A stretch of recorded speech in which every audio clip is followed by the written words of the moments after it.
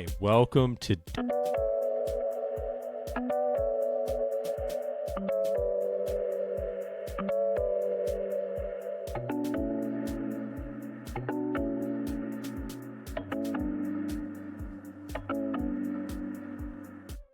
Don't Mind Me, I'm Different, the podcast where we smack down the shadow surrounding ADHD and depression in the workplace. I'm Ron, your ADHD guy, and I'm here to be your guide, your voice, and your reminder that you're not alone. I got your back. Each episode will unpack the real struggles, share powerful tools, and build strategies to help you stop seeing it as a problem, but a true force to be reckoned with. Together, we're making it cool to be different. My most suicidal friends are the most resilient people I know. Otherwise, they wouldn't still be here. They need to be teaching resilience, not taking resilience. Exactly. Hey, my beautifully different brains. Welcome back. I'm Ron Sowers, your ADHD guy.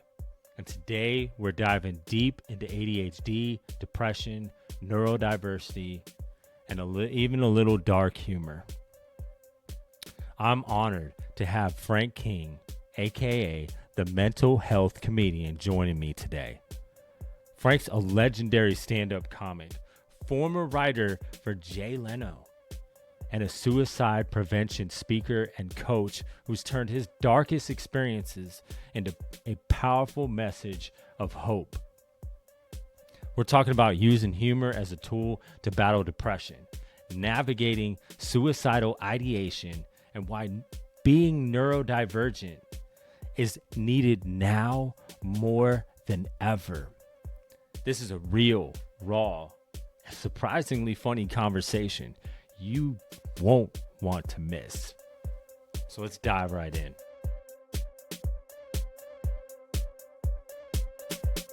Frank, if Stigma's a supervillain crashing your comedy set, what's its name? Like Grouchy McJudgy Pants? How do you knock it out with a punchline? So Stigma is a heckler. Is that what you're saying? Stigma's heckling me on stage. Yeah, Is that what Grouchy McJudgy Pants is targeting McJudgy me. Pants? Yeah. Well, that's one of the reasons that I don't do comedy clubs anymore unless it's part of a plea bargain.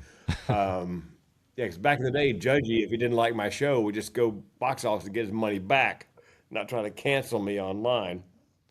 So I would challenge him to, fisticuffs. Meet me in the parking lot. We'll settle this like men.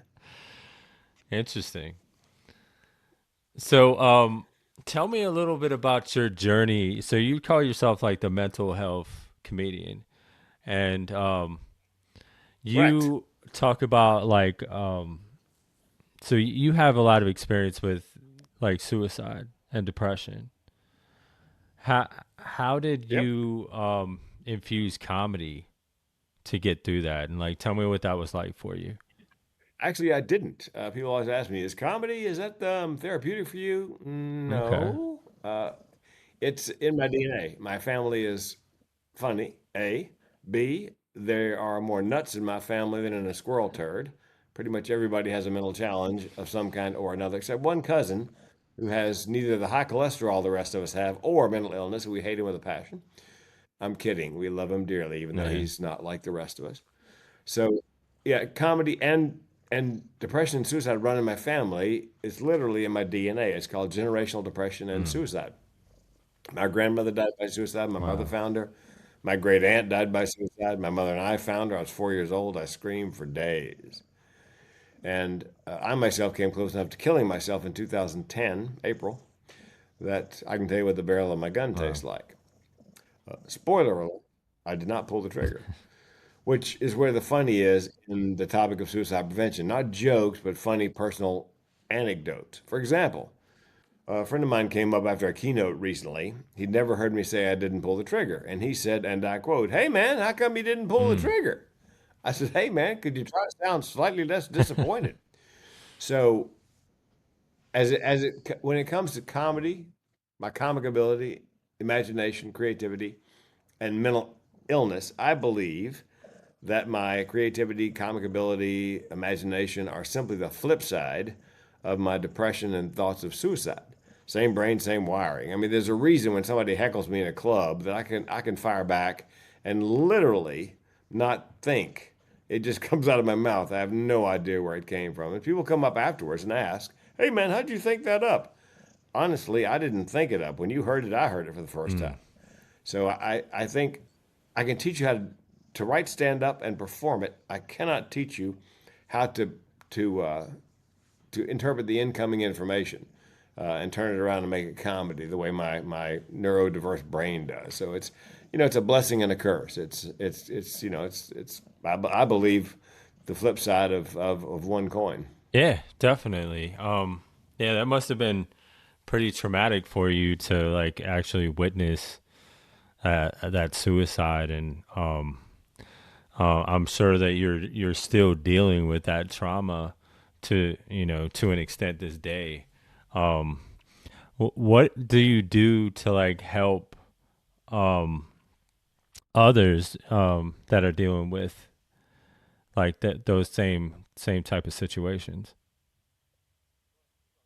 Well, I speak on suicide prevention as a workplace health and safety issue or college health and safety issue, and I teach them. Actually, I empower the audience to spot the signs and symptoms of depression and thoughts of Mm. suicide. You know what to say, what not to say, what to do, what not to do, and how to find resources. So, a portion of my keynote is for neurotypicals who now can spot someone with depression or thoughts of suicide. Because the good news is, 8 out of 10 people who are suicidal are ambivalent, they can't make up their mind. And B, 9 out of 10 give hints in the last week leading up to an attempt. So what I tell the audience is, you can make a difference. You can save a life, and you can do it by doing something as simple as what we're doing right here, and that is having a conversation if you know how, and now you know how.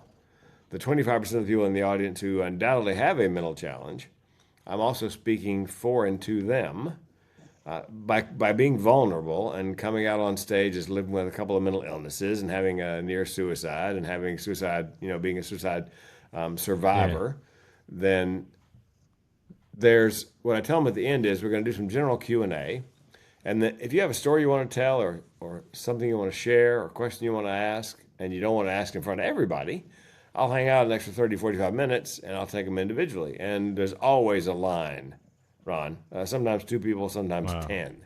So that's what I'm giving people in the audience who have a challenge permission to give voice to their feelings and experiences surrounding their mental issues or the mental issues of someone they care about.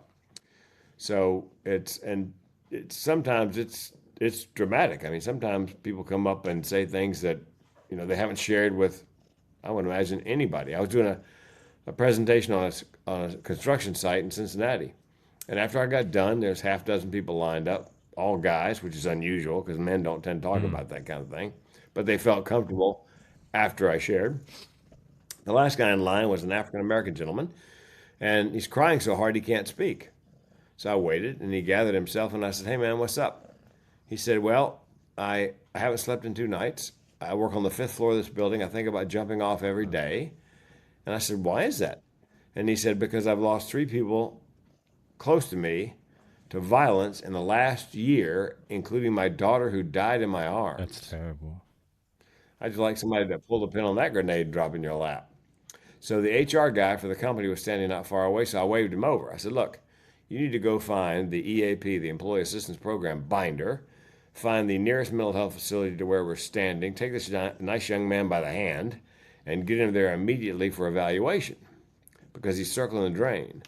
A couple of months later, I had occasion to talk to the HR Mm. fellow again, and I was terrified to ask. But finally, I got up my nerve and I said, "Hey, what happened to that nice African American gentleman?" He goes, "Frank, he was evaluated, medicated, he's back on It's the job." awesome.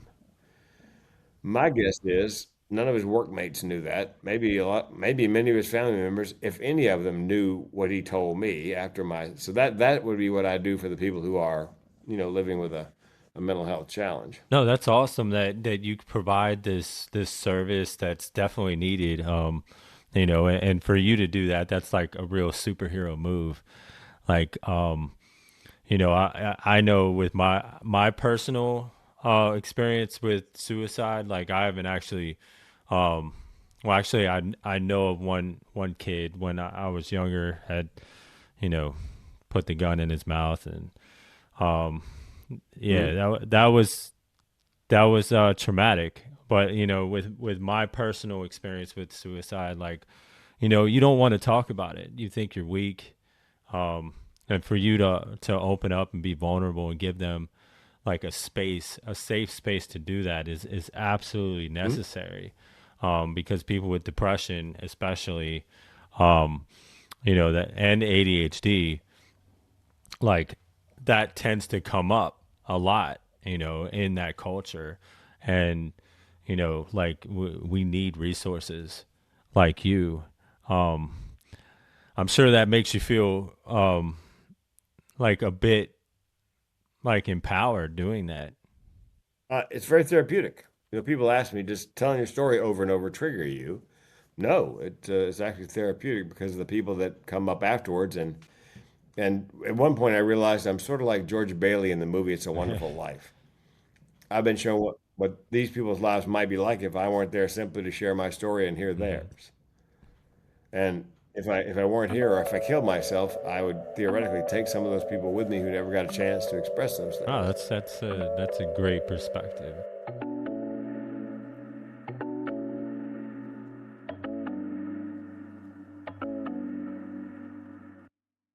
You've got 8 TEDx TED talks, dude. That's like a Netflix series. If you could beam, Actually, that's old information. I just did oh my well, 13th. 13th. Wow, I need. Yeah. Well, that's even more. So if you could beam one joke back to baby Frank pre-diagnosis, what zinger would you drop? Oh, from one of those TEDx Yeah. talks? Yes. Well, my grandmother killed herself with a gas stove. My great aunt killed herself with a refrigerator.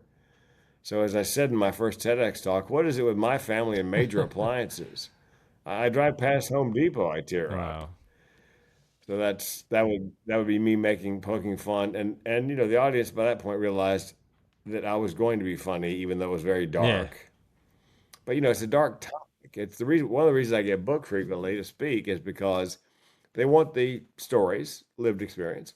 They want the learning objectives, takeaways, education, and the fact I can leaven that with some organic, tastefully placed anecdotes, Hmm. personal anecdotes that's why they book me because it's hard to sit through 45 minutes, 50 minutes of death, dying, morbidity, mortality, Yeah. suicide, so forth and so on. No, definitely. You need to add some type of like mood changer in there. Like just Yeah, dropping it. they call it comic relief. They call it comic relief for a Yeah. reason, right? Yeah, it's too much. So, Yeah, there's actually a psychological principle. If you have to tell somebody something really serious and you tell them, and then you say something, like a funny personal anecdote, their brain is much more well prepared for the next piece of serious business than just giving them serious, serious, serious, no, that serious. makes sense. Yeah, that's why they have that comic relief. Yep, exactly. So, you wrote for Leno for 20 years. Spill the beans. What's the wildest joke you snuck past the censors? Let's see. It was one my wife hated that I wrote that I did that she didn't like it. I said, "Well, I'll send it to Leno." She goes, "He'll never buy it." I go, "Yes, he will." Back in the day, Ron, when Yeah. pagers were a thing, they vibrated, Hmm. vibrating pagers. So I said, I got a pager, a vibrating pager. I carry it in my front pocket. I call myself all day long. I'm always happy to hear from me. Wow. Hi, this is Frank. I'm not here right now. Please leave a message at the sound of the moan.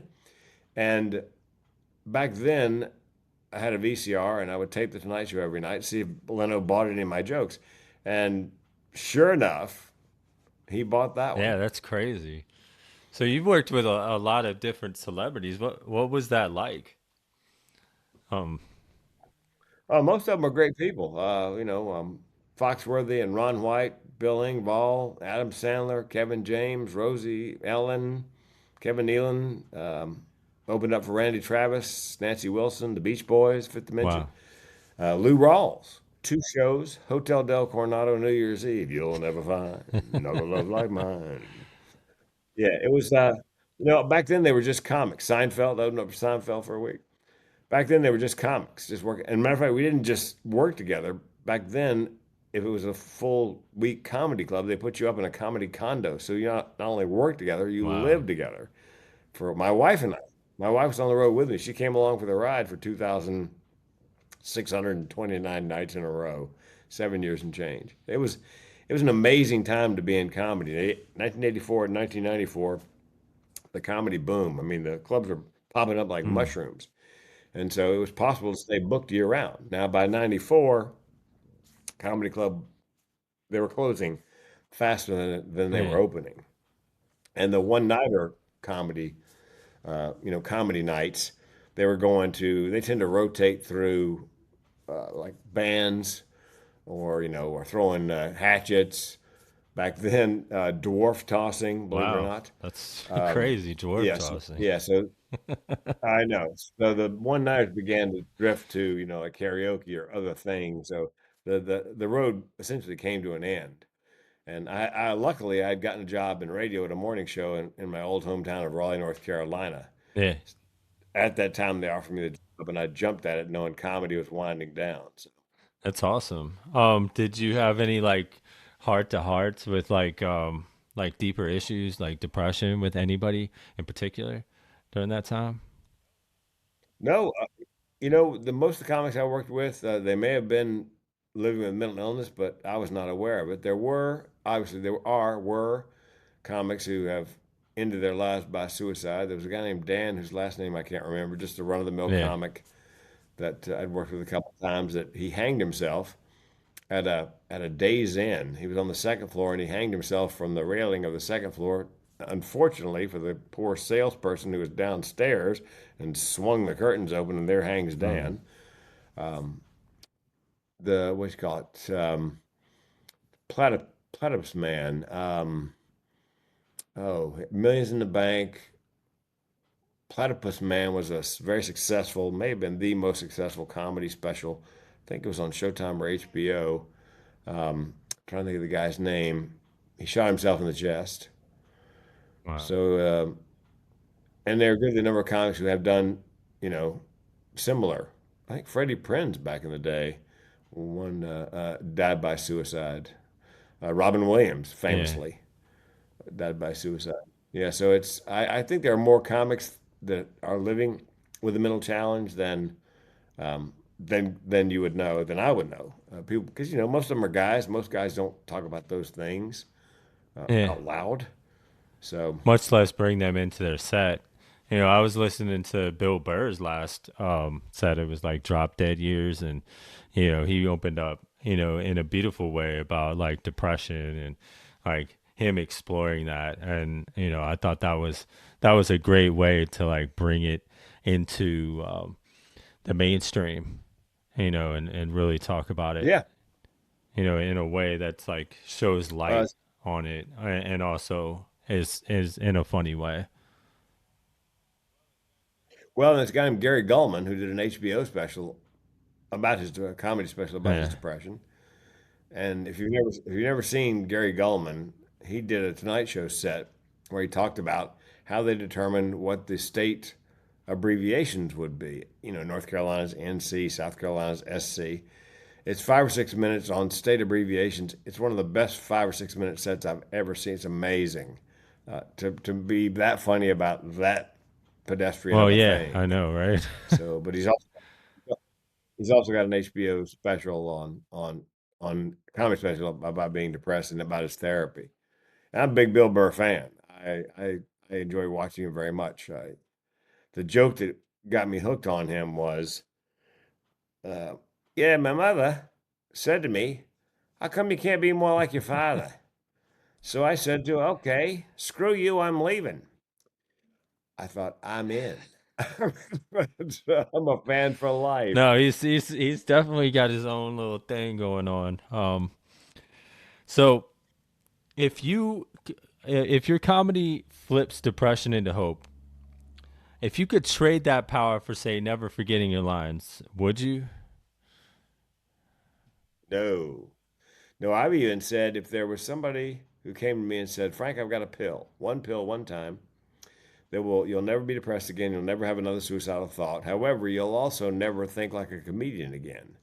I wouldn't take it. I'll live with the depression, thoughts of suicide for the comedy Yeah. superpower. Oh, okay. Well, that's that powerful for you. That's like you're part of your Oh identity, yeah, right? it's yes. I mean, I was people ask me, "Were you born funny?" Yeah, as a matter of fact, an amusing thing happened on the way down the birth canal. No, I truly was born funny. My mom's funny, my sister's funny. Thank you. My sister's funny. Told my first joke in the fourth grade. Kids laughed. Teacher was hysterical.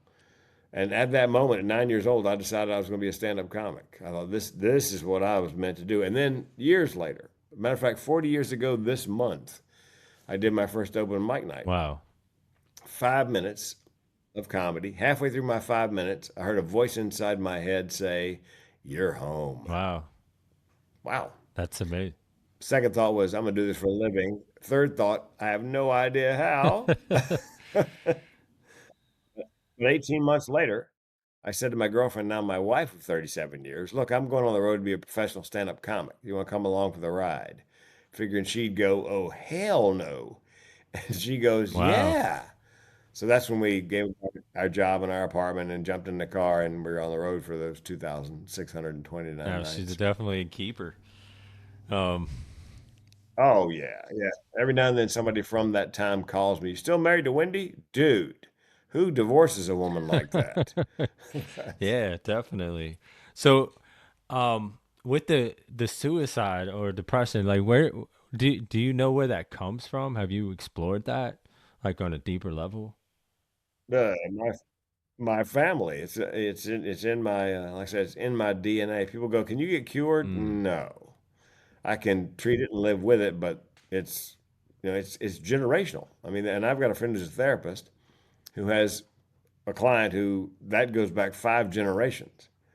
So it's trauma can be passed along, and they believe nowadays in the DNA. Previous generations yeah. trauma, and I firmly believe that it's just the way. It's just the way my brain works, on that side of the coin. That's just the way I have major depressive disorder, which is relatively common, and then uh, chronic suicidal ideation, which is rare. It's not even in the DSM-5, the Mm, Diagnostic and Statistical Manual of the Big Book of Diseases. I mean, I've said the words chronic suicidal ideation out loud in front of therapists, and they stare at me like a pig staring at a wristwatch. They have no idea what I'm talking about. Now, when I describe it to them, you can almost see them going through a mental Rolodex of their clients thinking, oh my God, oh my God, oh my God, where they realized somebody had said something just like that to them and they had no idea that that was a thing. There was a name wow. for it. So it's hopefully it'll be in the DSM-6. But I mean, I've had people come up after my show crying. They said, when I tell a story about chronic suicidal ideation, that it has suicide on the menu as a solution for problems large and small, always. And when I say small, my car broke down a couple of years ago. I had three thoughts unbidden: one, get it fixed; two, buy a new one; three, I could just kill myself. Mm, That's chronic suicidal ideation. So they come up crying afterwards. A young woman at a college presentation came up, said, thanks for the keynote. I said, you're welcome. She goes, but God tell you, it made me weep. How did it make you weep? She goes, you know the story about the car, get it fixed, buy a new and kill yourself? I've been having those thoughts all my life. I didn't know that was a thing. I didn't know it had a name. I thought I was just some kind of mm, freak and completely alone. Then I heard you say you have it. I realized for the first time in my life I'm not alone, and I wow. wept. That happens over and over. Almost every keynote I do, somebody in the audience has it and doesn't know it has a name.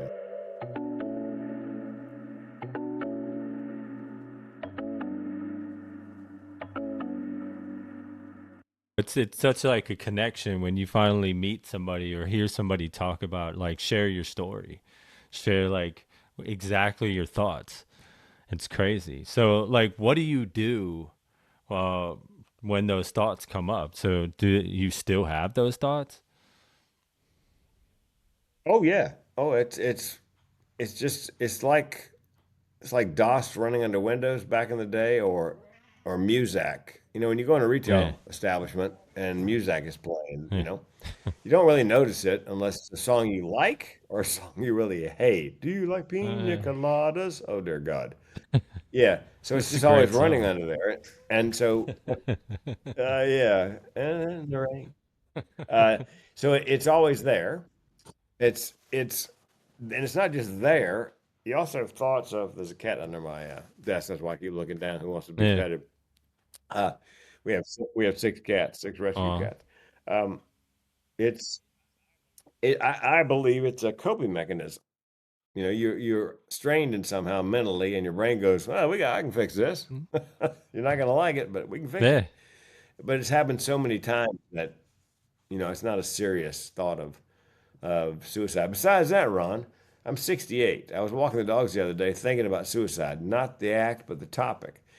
And it occurred to me, wait a minute, dude, you're 68. Why rush it? I mean, how many years do you have Yeah. left? If I was 38, facing 40 years, all right, we can talk about it. But at 68, I'm not going to be around that long anyway. Yeah. Why push it? So, So you kind of just like are now at the point where you're just having a conversation with it. yeah, and it's been that way for years. And something else people don't realize about suicidal ideation is if they have it, and I say this, or they think they have it. Ever been driving down the highway and look up ahead and there's a bridge abutment and think to yourself, if I just turn the steering wheel a little Mm. bit, I could hit that bridge abutment. And they go, oh my God, yes. Well, guess what? You probably have chronic suicidal ideation. Or driving a mountain Wow. road, looking down, thinking that drop would do it, or a train's coming. That's yeah. Think about pulling on the tracks. That would do it. Yeah, it's just always Wow. there. Wow. That's definitely you've educated me today, and I'm definitely you know amazed at your resilience and perseverance through such a difficult thing. It makes my problem seem so like like why am I even Yeah. complaining? Oh, oh no, it's just a different degree. And people say to me, you should take resilience training. I said, look, here's the deal. My most suicidal friends are the most resilient people I know. Otherwise, they wouldn't still Yeah, be here. They need to be teaching resilience, not taking yeah, resilience. exactly. So let's play Stigma's a monster called the Gluminator. So you zap Yep. one ADHD or depression myth, like just try harder with a one liner.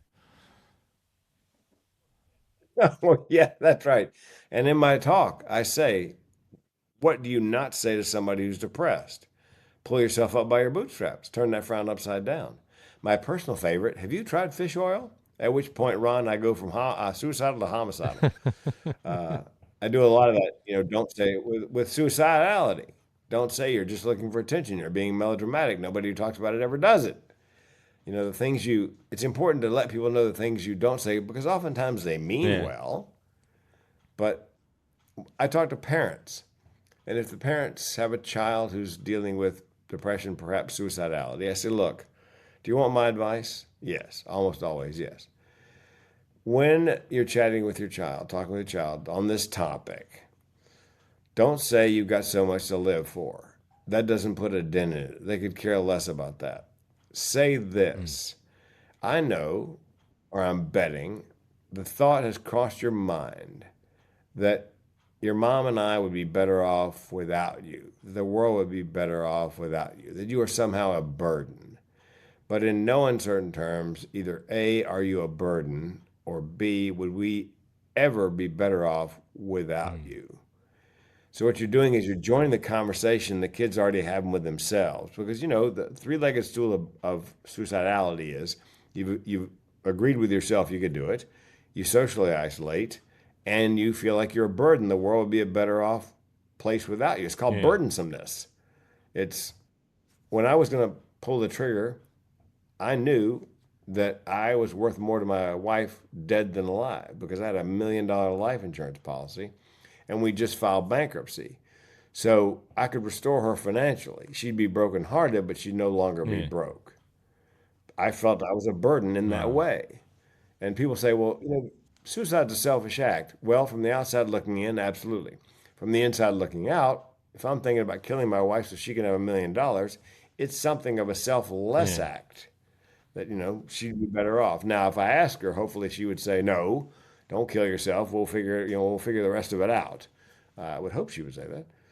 But yeah, that's the child is thinking they're a burden because they've got this illness and it's hard on the family and the parents would be better off without them and you just need to let them know that's not the case.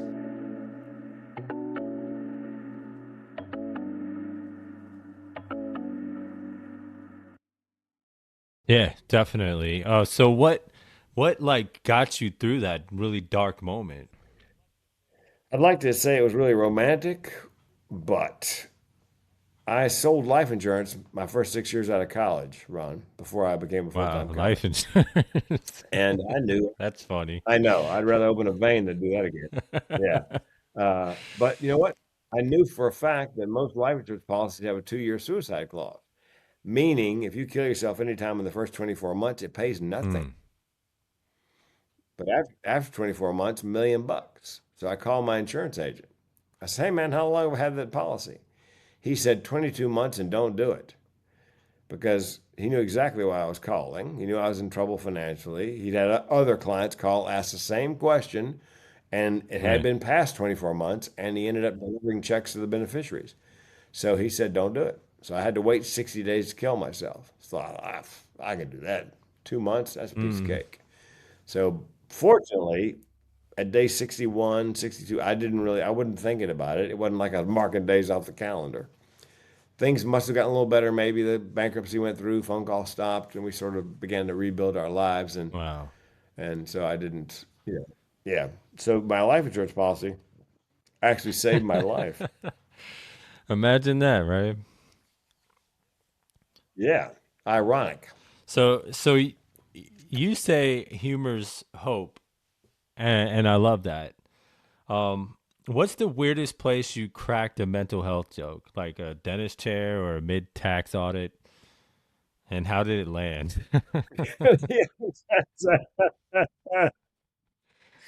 Yeah, I've got a friend who has a joke about the IRS, and let's see, something about. Oh yeah, he was watching a baseball game, professional MLB, and an umpire died at home plate. And the announcer goes, well, at least he died doing something he loved. And the comic goes, look, I don't want to die doing something I love. Take my ass during an audit. Mr. Morris, you owe the government 6,000. uh, And then on my tombstone, I would write, come and get yeah. it. Wow. So, yeah, comics love really dark humor. There's a guy named Jeselnik who had a show briefly, I think on Comedy Central called Too Yeah. Soon. And it was about dark. It was hysterical, but it was way too soon, too contra. I mean, it didn't last but a week or two, but it was brilliant. It was, see, comics say things people are thinking Mm-hmm. that they're afraid to say. That the comics' job is to speak truth to power. The court jester could say things as a king nobody Yeah. else Yeah. could. And that's comics' job is to say things out loud that nobody else can say. And that's what I think. That's what worries me about this whole woke business. Offending people, is that comics now I know for a fact are self-editing. They're not saying what they're thinking. Um, the scandal. Hang on, there's a cat. Hang on. You remember the pre-scandal, the pedophilia scandal? Yeah. Um, comics comics were actually talking about that in the 50s, joking about that in the 50s. It didn't break in mainstream news until the 90s. Here's two jokes from the Catskills Mm. comics back in the day. Uh, how do you know when it's time to have sex in the Catholic Church? When the big hand is on the little hand. Wow. 1950s. How do you get a nun pregnant? Dress her up like an altar boy. 1950s. Now, it wasn't until the mid 1990s that that hit the mainstream press. So comics are the canary in the coal mine. Comics say things that other people are thinking, but just, they say the quiet part out loud. That's their Yeah. job, really, is to, if you don't know what's going on in the world, follow comics, or used to anyway. Nowadays, they're being very careful because they're afraid to get canceled or somebody will throw a can of seltzer at them on stage or Yeah. whatever. So, Yeah, and it's their job, and it's a huge platform, to actually get the truth out. It's a necessary thing, yeah. and that's awesome. Yeah, there's an old expression, advertising is truth told well, and comedy is the truth told funny. Yeah, that's awesome. So, if your brain's a viral meme, is it a dancing cat or a screaming possum? Ah, yeah, it's a screaming possum, I think. I know. Did so speaking of cats, do you know that like you can actually train cats, or have you trained cats? Have not, but I know people who have. Yeah, it's interesting. Yeah, train, train them with treats and a clicker. I've seen them do some amazing Yeah. things. Open the refrigerator, open doors. I mean, do things. No, yeah, and it depends on the cat, and This one, it really depends on like it really helps them with their confidence and being less fearful. So yeah, it's we train dogs. We have German shepherds, and we what they call positive reinforcement, clicker training with treats. The dogs, the dog doesn't do what you ask, nothing happens. If they do what you ask, you click yeah. and treat. So, No, I know, positive reinforcement. So, stage versus soul. Comedy's your stage, but those dark days sneak in. What's one quirky trick, like picturing stigma as a bad heckler, or that keeps you slaying? well, because comedy is also in my Yeah, DNA. Somebody said to me, "Tell me about yourself." I'm a comedian. No, not what you do, who you are. Well, at the risk of being redundant, I am a comedian. Every fiber in my body. That's because my brain processes good news, bad news, whatever it happens to be, good mood, bad mood. It's all processed through that lens of comedy. So things go wrong. I mean, there's an old expression: tragedy plus time equals okay. comedy. The longer you do comedy, the shorter the time between the tragedy and the comedy. I had a heart attack in the woods with my dogs by myself, half a mile from the car. I had to get myself back down the hill, dogs secured in the car, and drive home 2 miles, having a massive heart attack. I got home, screaming to my wife, "Honey, I'm having a heart attack, dial 911." This is what I heard: "I'm in the bathroom. I got the fan on. I can't hear you." Oh, great, I thought to myself. I walked half a mile, drove 2. I'm going to die in my hallway. This sucks.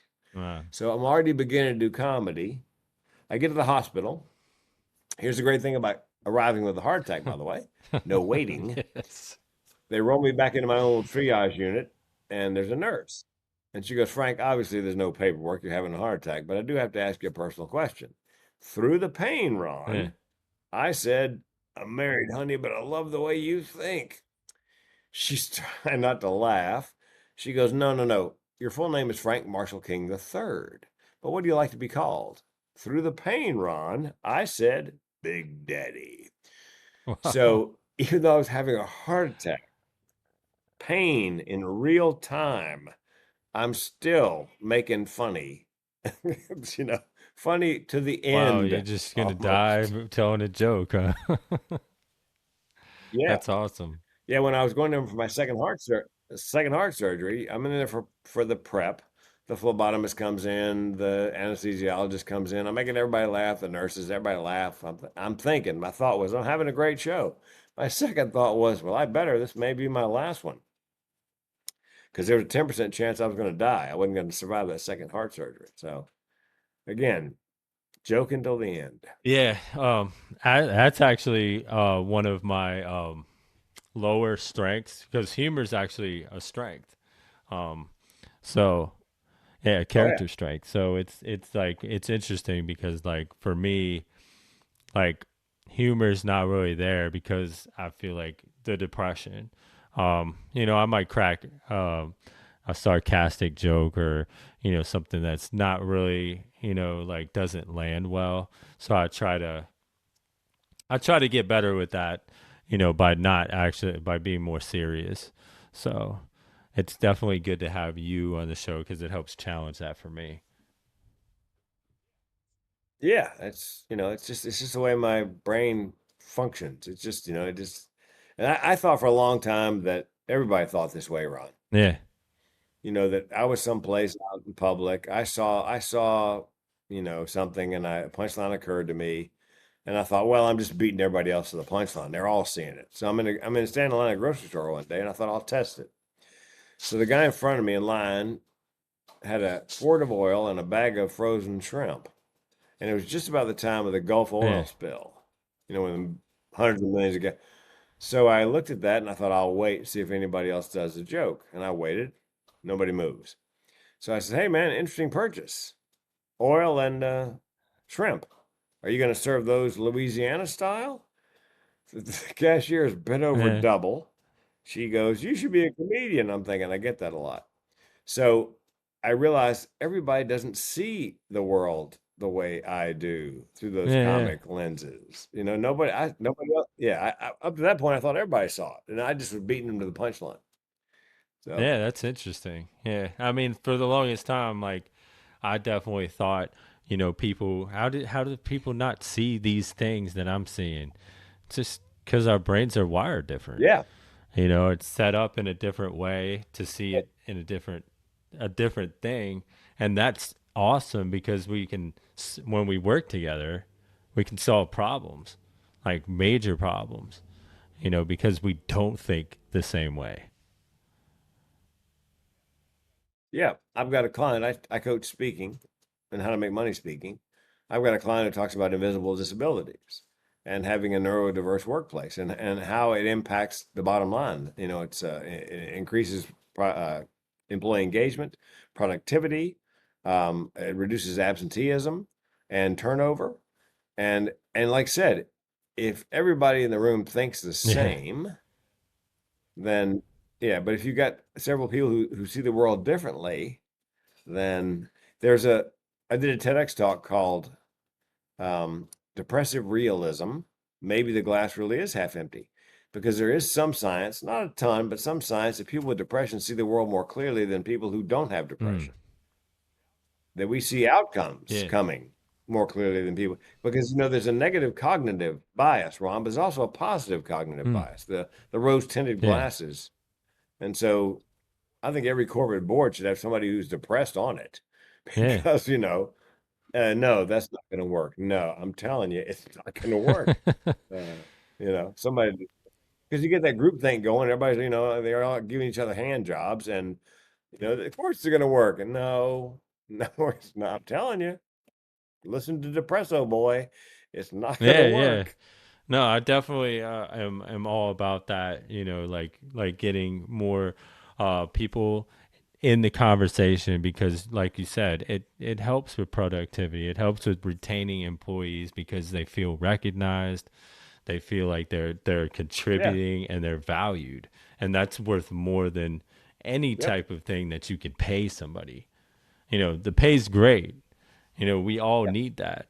But like I feel like on a core level, it's like I would rather be recognized for what I'm contributing to the team, in a productive, healthy way. Yeah. There's a famous story about Gary Vaynerchuk. Started a advertising marketing agency, and he hired a 23-year-old young woman and an 84 Mm, year old woman.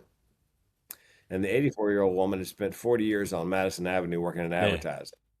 And of course, the 23-year-old was 23, so she had an entirely different perspective.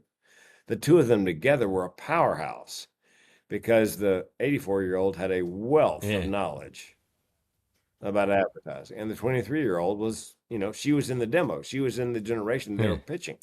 So between the two of them, yeah, it was and who hires an 84-year-old? I mean, that's way out of the Yeah. box. Yeah. So, but that's Gary Vaynerchuk. He sees things like that that nobody else sees. And who says you can't teach an old dog new tricks? Like that's crazy. That's right. Well, and it's the top of the hour. I got another one coming up here right now, Ron. So, do you have final thoughts? Want to wrap it up? Do you have a final question? How do you Yeah. wrap this up? So what's your next gig or process, or where can we catch you? Like smoke signals or Yeah. Telegram. No, actually, if you wanted to see my comedy on Dry Bar Comedy, it's a YouTube series. So go to YouTube and type in Dry Bar Comedy, Frank King, and you'll see my dry special. bar comedy? Dry Bar Comedy on YouTube. It's a comedy series that's been going for about 10, 12 years. Okay, on YouTube. And my name. Awesome, Frank. Yep. Well, yeah, it's been a pleasure, and I appreciate you coming on the show. I'm flattered and honored to have you on here, and we talked about some amazing things. Thank you.